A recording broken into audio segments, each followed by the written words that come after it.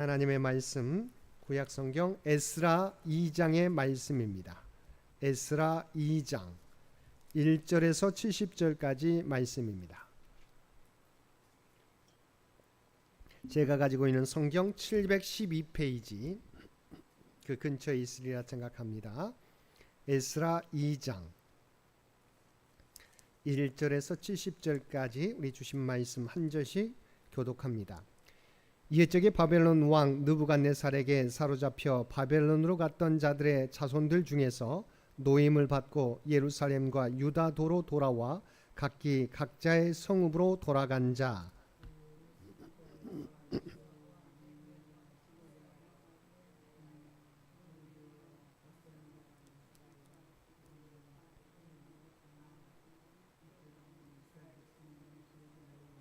바로스 자손이 2172명이요 아라 자손이 775명이요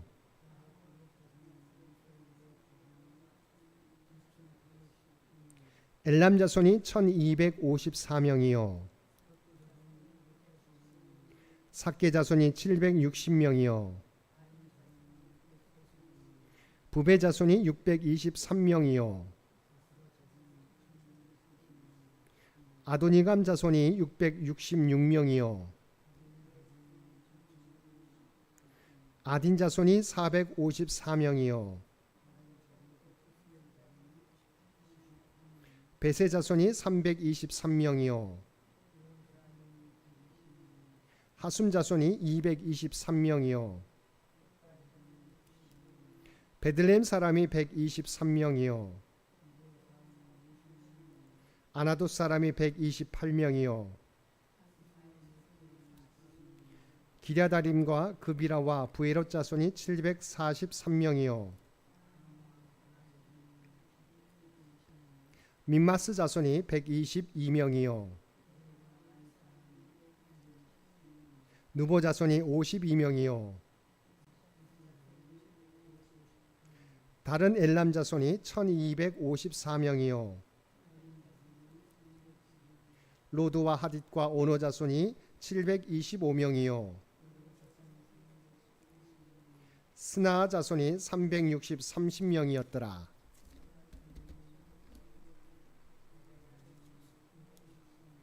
임멜 자손이 1052명이요 하림 자손이 1017명이었더라.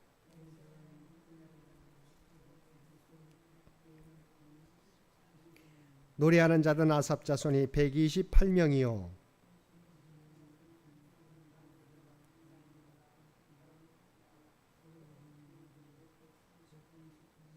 느디님 사람들은 시아 자손과 하수바 자손과 탑바옷 자손과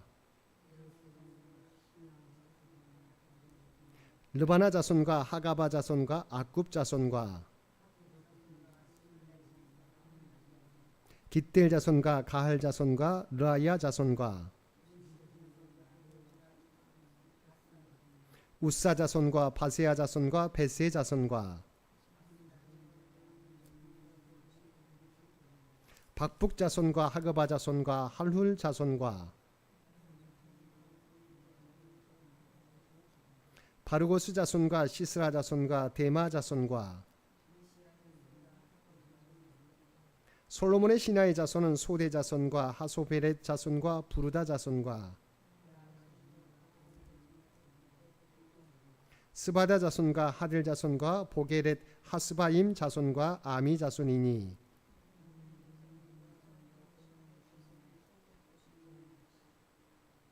델멜나 델 하르스와 그룹과 앗단과 인멜에서 올라온 자가 있으나 그들의 조상의 가문과 선조가 이스라엘에 속하였는지 밝힐 수 없었더라.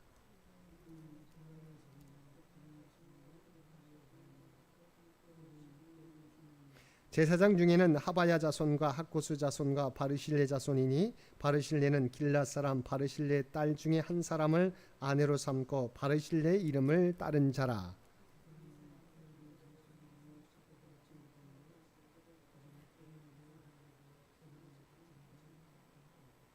방백이 그들에게 명령하여 우림과 둠밈을 가진 제사장이 일어나기 전에는 지성물을 먹지 말라 하였느니라.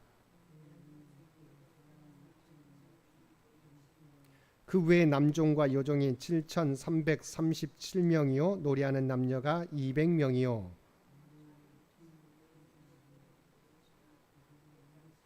낙타가 435요 나귀가 6,720이었더라.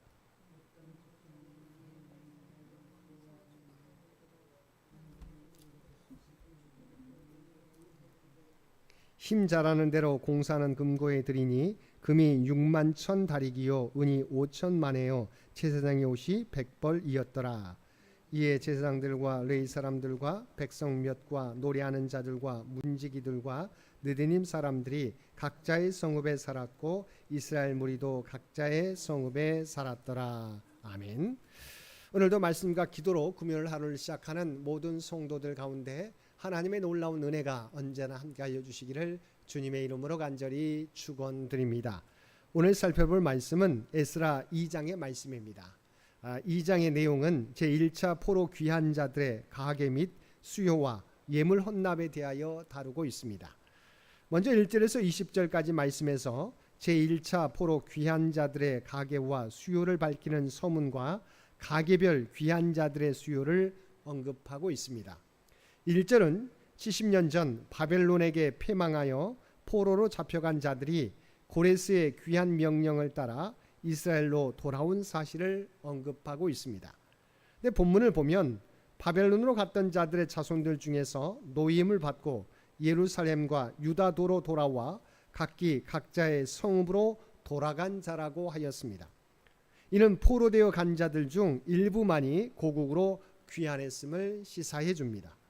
즉 고레스의 귀한 명령을 듣고도 이스라엘로 돌아오지 않은 자들이 적지 않았던 것입니다. 사실 이스라엘로 귀환한 자들은 대부분 유다와 베냐민 지파 사람들이었습니다. 즉 이스라엘 12지파 가운데 과거 북이스라엘에 속했던 10지파 사람들은 거의 귀환하지 않은 것입니다. 그들은 고국으로의 귀환을 거부했거나 아니면 이방 세계에 동화되어서 하나님을 등지기도 하였을 것입니다.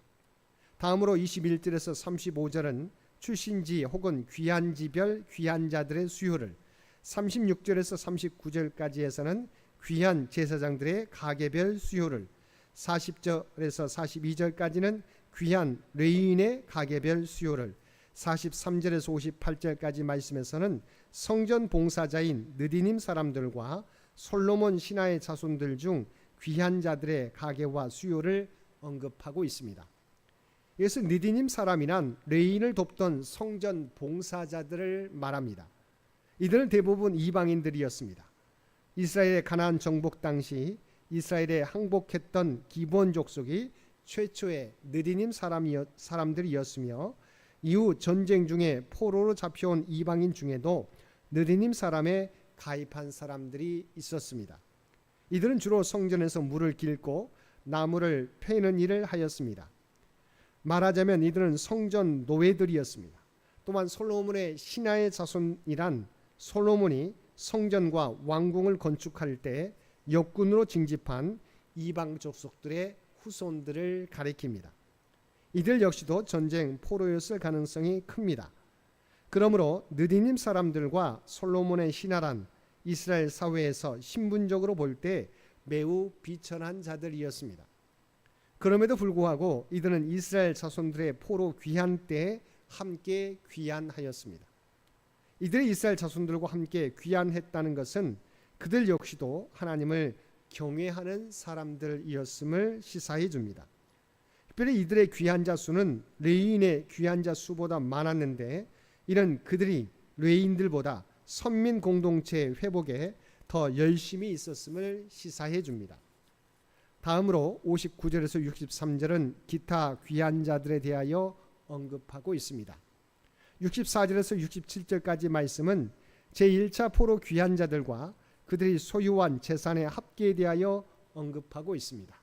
68절과 69절은 성전 재건을 위한 족장들의 예물 봉헌에 대하여 다루고 있습니다. 70절은 마지막 70절은 제사장, 레위인, 백성 일부, 노래하는 자, 문지기, 느디님 사람들이 각자의 성읍에 살았고 일반 백성들 역시 각자의 성읍에 살았음을 언급하고 있습니다. 이러한 본문에 의하면 제1차 포로 귀환 자들의 총수는 남종과 여종들과 노래하는 자들을 포함하여 49,897명, 약 5만 명이었습니다. 이들 중 제사장과 레위인, 느디님 사람, 남녀 종등을 제외하면 대부분 과거 남유다에 속했던 유다와 베냐민 집안 사람들의 자손들이었습니다. 그러한 이유로 에스라 저자는 귀한 자들의 수요를 기록함에 있어 굳이 지파별로 기록하지 않고 가계별과 출신지 또는 귀환지별로 기록하고 있습니다.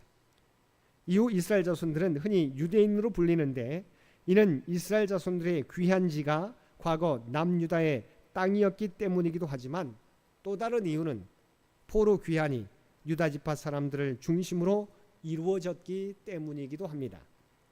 한편 이스라엘 자손들의 포로 귀환은 그들이 3차에 걸쳐 포로로 끌려갔는데 3차에 걸쳐 이루어졌습니다. 이 중 제1차는 BC 537년에 세스바살과 수룹바벨의 영도하에 이루어졌으며 에스라 1장과 2장에 기록되어 있습니다. 제2차는 BC 458년 에스라의 영도하에 이루어졌으며 1775명이 귀환하였습니다. 제3차는 BC 444년에 느헤미야의 영도하에 이루어졌으며 귀환자의 수요는 알 수 없습니다.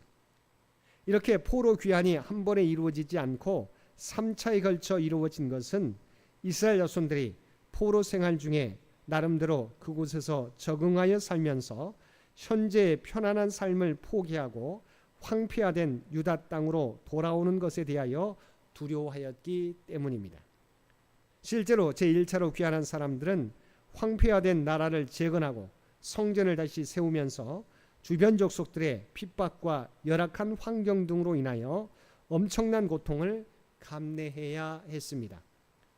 그러한 점에서 하나님의 약속의 땅을 기억하고 또 하나님의 성전을 재건하기 위하여 바벨론에서의 자기들의 모든 기득권을 포기하고 1차로 귀환한 사람들은 진정으로 하나님을 경외한 자들이었다고 할 수 있습니다. 한편 본문에 언급된 귀한 자들 가운데 제사장들의 수요를 보면 4,289명으로 레위인 341명에 비하여 10배 이상이나 많고 전체 귀한 자의 약 10분의 1에 해당하였습니다. 이런 제사장들이 포로 귀환에 얼마나 열심이었는가를 증거해주고 이스라엘 백성들이 70년의 포로 생활 중에도 선민으로서 종교적, 민족적 정통성을 상실하지 않았던 데에는 이들 제사장의 역할이 지대했음을 암시해 줍니다. 아울러 이런 제사장들의 귀환은 앞으로 재건될 이스라엘이 성전 중심의 신정 국가로 서게 될 것임을 강력하게 시사해 줍니다. 또한 앞에서 살펴봤던 68절과 69절은 몇몇 지파의 족장들이 자원하여 폐허가 된 성전터에서 예물을 봉헌한 사실에 대한 내용입니다. 그 목적은 성전을 그곳에 다시 건축하기 위함이었습니다. 약 50년 만에 고국에 귀환한 백성의 족장들은 달랐습니다. 가장 먼저 성전 터를 찾았습니다. 그리고 성전 재건에 필요한 물질을 최선을 다하여 봉헌했습니다.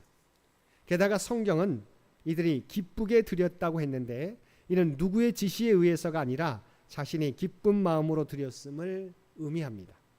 사랑하는 성도 여러분, 포로로 잡혀가기 전에는 지도자들이 탐심에 깊이 빠져 백성들의 재산을 착취했었는데 하나님의 큰 연단을 받은 후 이스라엘의 지도자들은 철저하게 그 나라와 그의 의를 먼저 구하고 있는 것입니다.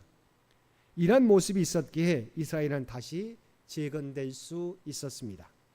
자신들의 이익을 구하지 않고 하나님의 영광을 구하는 백성들이 많았기에 이스라엘은 기적처럼 재건될 수 있었습니다. 이처럼 하나님의 교회는 하나님의 나라와 그의 의를 구하는 믿음의 사람들에 의해서 세워져 가는 것입니다. 오늘도 하나님 나라와 그의 의를 먼저 구하며 하나님의 뜻과 영광을 나타내며 살아가는 또한 주의 몸된 교회를 온전히 세워가는 저와 여러분 모두가 되시기를 주님의 이름으로 간절히 축원드립니다. 함께 기도드리겠습니다. 사랑하는 충만하신 아버지 하나님, 교회의 회복은 먼저 그의 나라와 그의 의를 구하는 주님의 백성들을 통해서 이루어지는 줄 믿습니다.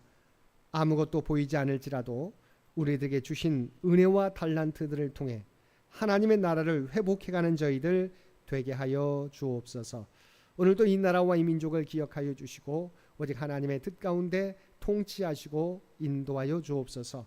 지난 100년도 함께하여 주신 아버지 하나님, 다음 선교 100년을 준비하는데 부족함이 없는 창현재단이 되게 하여 주옵소서. 아버지, 어려움 가운데서도 주의 몸된 교회를 섬기는, 하나님 나라를 섬기는 사랑하는 창현의 모든 가족들의 가정과 직장과 사업과 자녀들의 앞길 가운데 형통함으로 인도하여 주옵소서.